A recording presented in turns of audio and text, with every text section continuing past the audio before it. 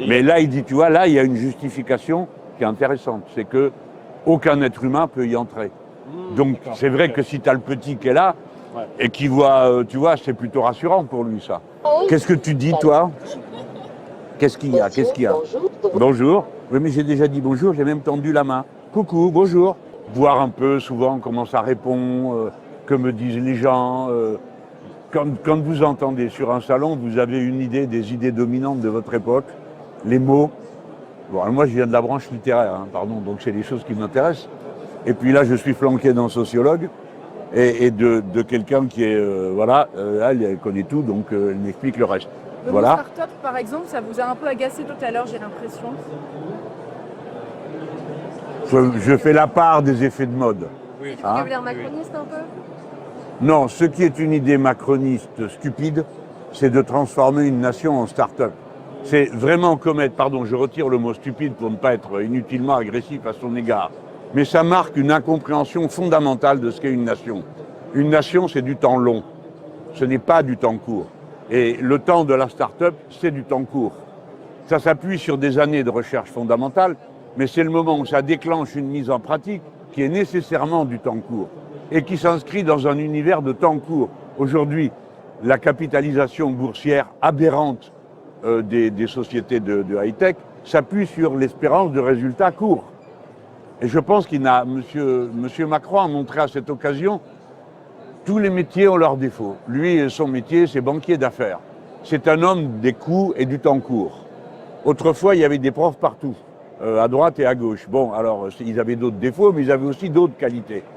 Et je pense que le moment est venu pour nos sociétés de compter davantage de philosophes, et de philosophes qui ont un parcours dans les sciences, de manière à pouvoir bien comprendre ce dont il est question et quelles appréciations on peut avoir. Ça, c'est mon idée. Hein. Bon. Alors, il y aura sans doute un délai, mais vous voyez, on a parlé, par exemple, tout à l'heure, je ne sais pas si vous y étiez, on parlait de la manière de maîtriser l'intelligence artificielle. Nous le ferons nécessairement avec des règles morales et philosophiques. Peut-être qu'il y aura des décrets plus techniques, mais le point de départ, c'est que sommes-nous capables d'accepter, de quoi nous voulons nous, en aucun cas, voilà. Là, et puis après, il y a des discussions d'intérêt public. Moi, je pense que tout le monde peut comprendre qu'on a intérêt à des robots qui vont là où les êtres humains ne peuvent pas aller. Ça aiderait les pompiers, ça aiderait, tout à l'heure, on m'a donné un exemple que je trouve très parlant. Mettre un robot un peu sympa quand tu as ton petit qui est dans la chambre du machin du cancer, bon bah, je pense que n'importe quel humain est content de voir son gamin avec un minimum de présence.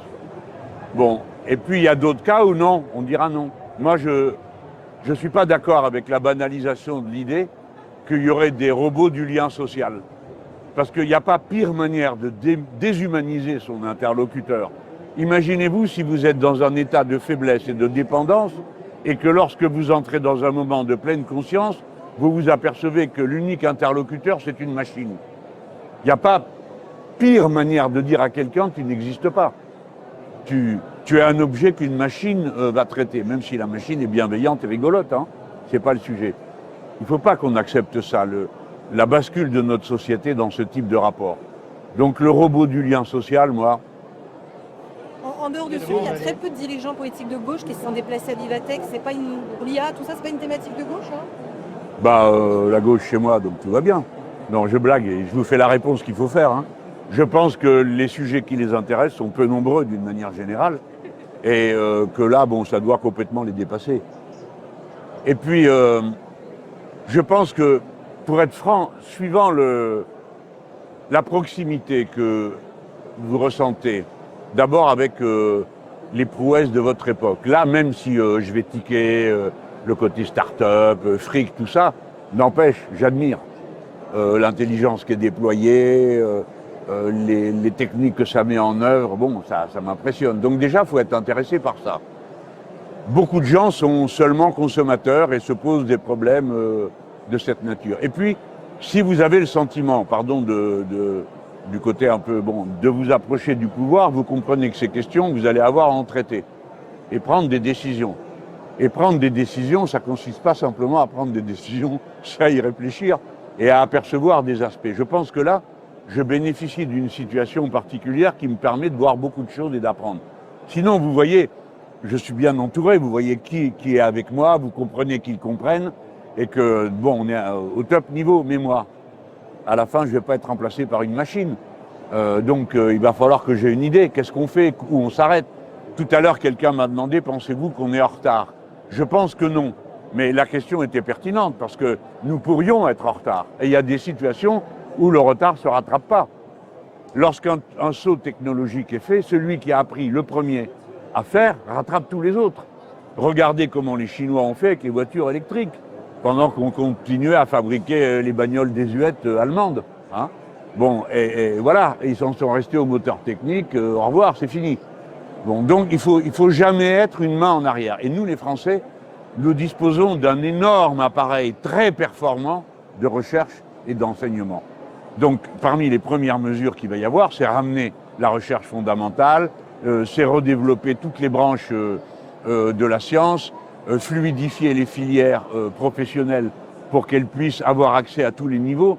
Tout à l'heure, on parlait d'amiante. Vous avez vu, bon, l'amiante, c'est un produit qui a été posé par des milliers de malheureux qui ignoraient ce qu'ils étaient en train de faire. Quel produit ils posaient et dans quelles conditions.